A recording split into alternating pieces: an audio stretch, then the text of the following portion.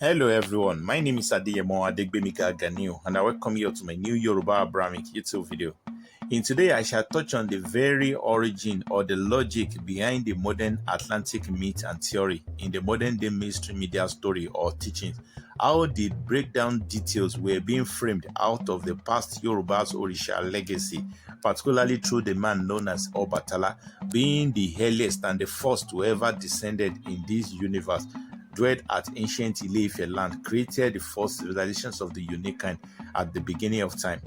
If today is your first time on this channel, please consider subscribing, like, share, and comment respectively. All of these are motivation to me, and it encourages me to do more digging and fighting to bring to you at your space. First and foremost, there is a reason why the modern scientists are now just admitting that the Yoruba people truly have been existing on Earth for about 500,000 years ago, but yet nobody never seems to question what they were doing those millions of years ago or thousands of years ago. And through their DNA 19% genetic analysis research that was made in research time, that's also made the Yoruba people a distinct of archaic human whose origin remain unknown, being the fact that their ancestors were never something of this world. And also how the Yoruba, how the Abrahamic verses as well in the Bible of Genesis related to them too as people of the bloodline of the angel, the descended angels whose ancestors were rather hero, not demons, were rather heroes, honorable people who brought knowledges. And so even in today, the Yoruba people, they proudly addresses themselves as the children of the heavens, children of God, Omo Orisha, Omo Irumole Orisha, Olorisha Niwa, the seed of the divine bodies of angels that descended from heaven. It all started with this same set man known as the Obatala among the Yoruba people, which the Abraham people directly referred to as first unique Adam. How he descended down to the earth as of the time when the universe itself was uniformly filled with water. The Bible also referenced to this scenario when it said the earth was bottomless, the earth was dark, filled with water, nothing existing on it.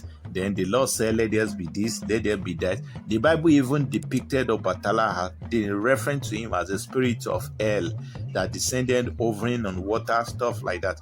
But never want to call Obatala. There are reasons for it, why they shy away from the reality. So, but the Yoruba people having the whole original story, because all the old Bible things were taken from their pre-existing oral narrative and later repackaged for you guys. So the Yoruba people, they had more breakdown logic to it. How they said Obatala eventually landed, create a mini land where he can stay.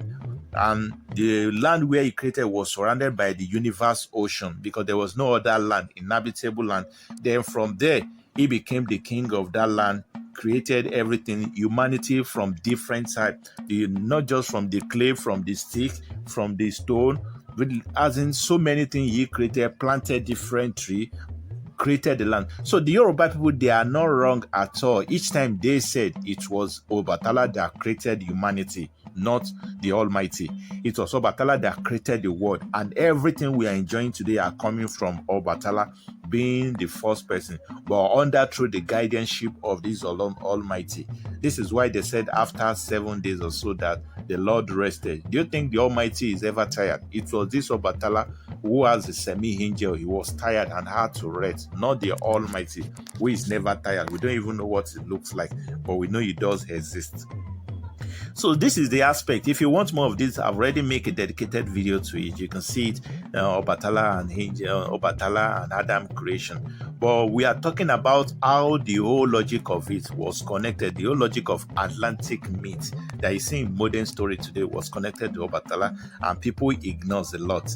Number one had to do with the garden that Obatala created after he landed at the mini island surrounded by the world ocean water. That island, it made it a new inhabitable place where he later dwelt. Likewise, the creation, the first set of human creation that lived with him. And that place today was today's ancient Ile-Ife. And the place was where the first civilization ever existed in the universe not just in Africa, in the universe. And likewise, why the Abrahamic people, the Abrahamic text also refer to that place as Ile-Ife. In my last video, I make this known that Ile-Ife is actually an alternative way of Ile-Ife. That is what Ile-Ife, and the Bible made it very clear that Ile-Ife is closer to Euphrates River, and Euphrates River is River Niger. So Ile-Ife is Ile-Ife at River Niger, where Osun State, the beginning of River Niger, started from, inside to the southwest of Nigeria. That is the. So if you think otherwise, maybe you're following the mainstream media that Ile-Ife and all these Abrahamic locations are in Middle East, where the first human creation. The question you should ask yourself that: is there any scientist globally today who claim that humanity originated from Middle East rather than Africa? That is a common question you need to ask yourself. So I don't want to go that much. Let's go to the number two. Number two thing people fail to ignore regarding to this Obatala coming had to do with the name of this Obatala. When we are talking about Obatala, the name Obatala itself has said a lot of things.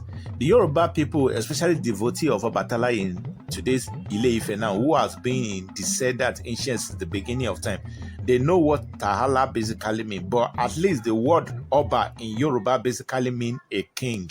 And when we are referencing to a king had to be someone who ruled over the community. And the king was now in reference to the first character which people refer to as Adam in their own narrative. How did it come about it? When Obatala founded ancient Ile-Ife and created civilization there, he became the first king to ever exist. The logic of king started through him. And the whole Ile-Ife was named after his legacy. Likewise, the ocean river that surrounded the island, because of course there was no other dry land place across the universe except that Ile-Ife. So that island, that water, that ocean that surrounded ancient Ile-Ife resulted to why the ocean was now later referred to as Atlantic Ocean. The word Atlantic is a borrowed word from Atala Ocean. The word Atlantic was borrowed from Atala. Atala was what they abbreviated as Atla. The antic or tick over there is a common prefix name that you can see in random name. Like we already have the word Atla. Atla is in reference to different maps.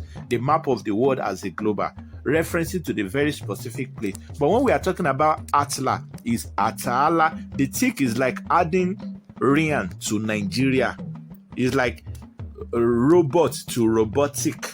That is, it's just an additional name. The real verb here, the real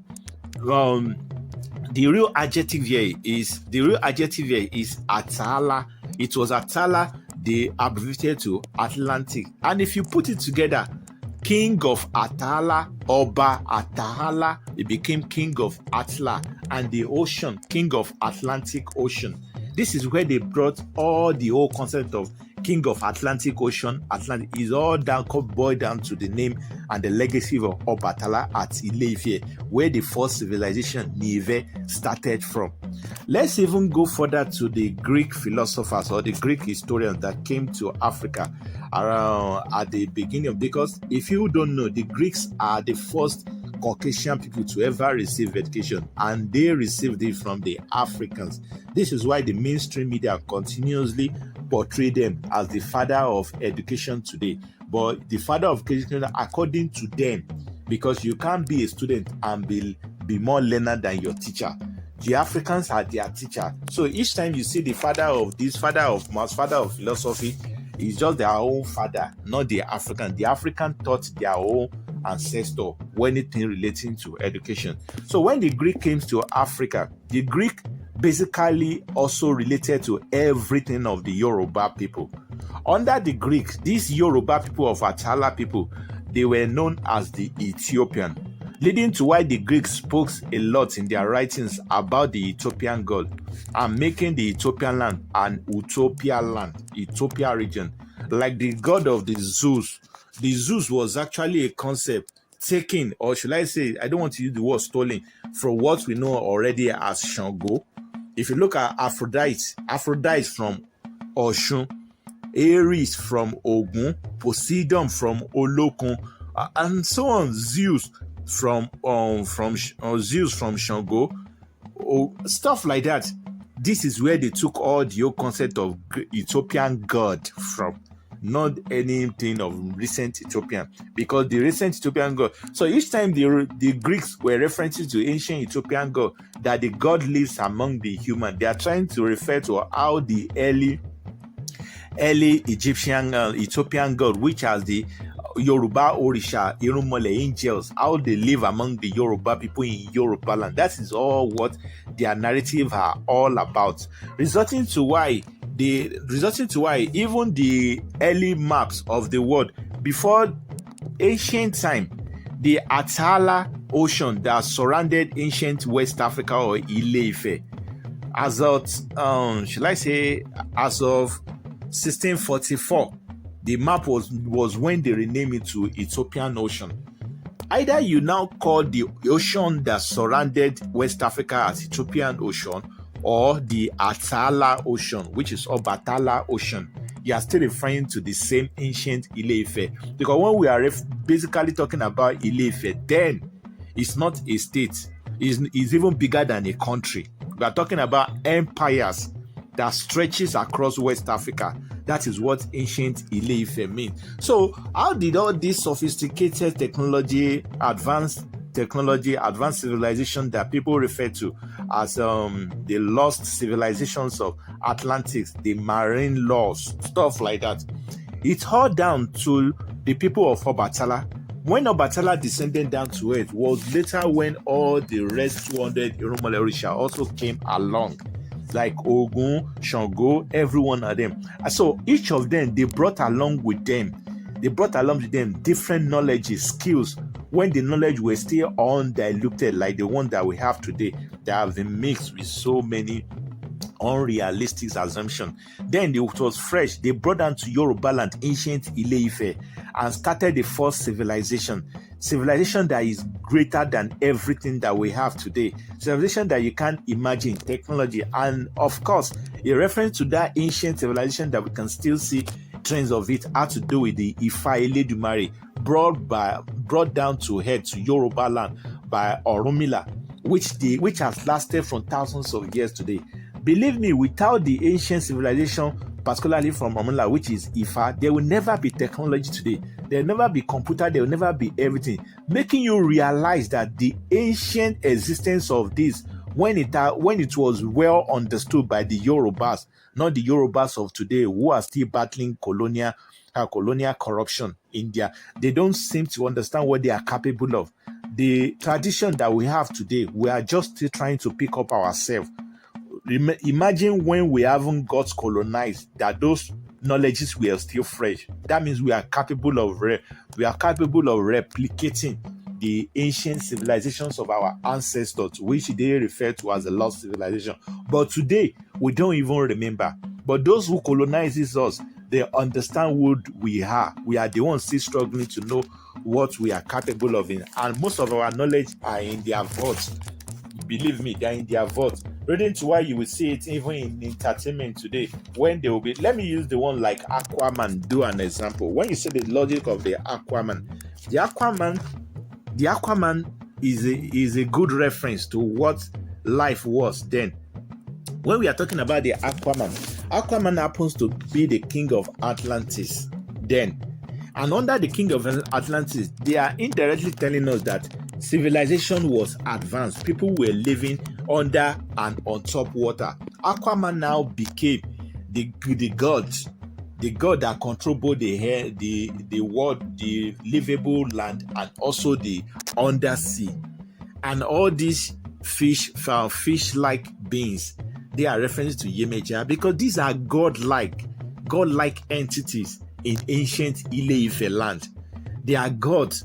This is why the Greek historians too are also addressing them as God, not just one, gods of different type, different capabilities, different abilities. So if we now go back to how it all started today, the only references we can see to this today, we have to go back to what they later describe of. What they describe of it, and the only link we can see today had to do with the man known as Plato. Among the same Greek writings, The first official related story to Atlantis was that of the Platos, Timaeus and Critias, leaning more towards an Egyptian priest known as Cyrus record in 590 BC. Under this, they are claiming that the story itself took place about 9,000 years earlier to 590 BC, meaning that the ancient civilization was extremely old. But in recent time, then independent researchers known as Jimmy Cossetti also embarked on these findings, trying to get what may have actually happened. And he did admitted indeed that the whole ritual structures known as the Height of Sahara was where the whole thing took place, ascertaining things I have been saying, that the whole Atlantic concept took place in West Africa. And the gods they are referencing to are the Orisha Irunmole, which the Greeks are referencing to. Why everything that you see today relating to the living the advanced civilization took place in West Africa. So if I'm telling you guys that the Yoruba people existence is bigger than what they are teaching us in main history, I'm not just saying it based on my own self. I'm saying it based on how I see that most of it doesn't make any sense if you are very intelligent enough. Let's look at it like this. What we've been told by the mainstream media is that the Yoruba existence is not less than 1,000 or 2,000 years, and they got their civilization around 13th century, less than 1,000 years, Oyo and Ife. How can this be possible when everything that transformed the entire universe actually comes from the Yoruba people? Doesn't mean the Yoruba people are sewing clothes, are feeding the world what they need to do to be a better person, but forget themselves. Doesn't mean we are just getting civilization after helping the entire universe to get civilized. I'm telling you, these are gag up history. So, and now it's not just the Yoruba people, these are patterns of how they buried many African civilizations. So, going by the mainstream media, you have to be extremely careful.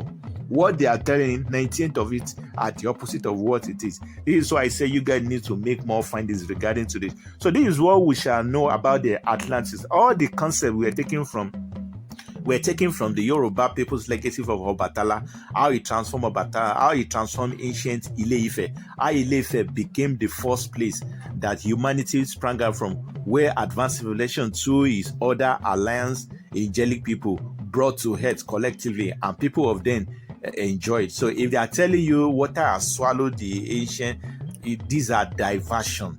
They are not true. They are not just looking well, they are burying African history to favor the colonial ideology of supremacy. I will see you in my next video. Make your comment down below respective. This is where we shall come to an end in this video. I would like everyone to support me, and this will encourage my channel. Everyone take care. Bye for now.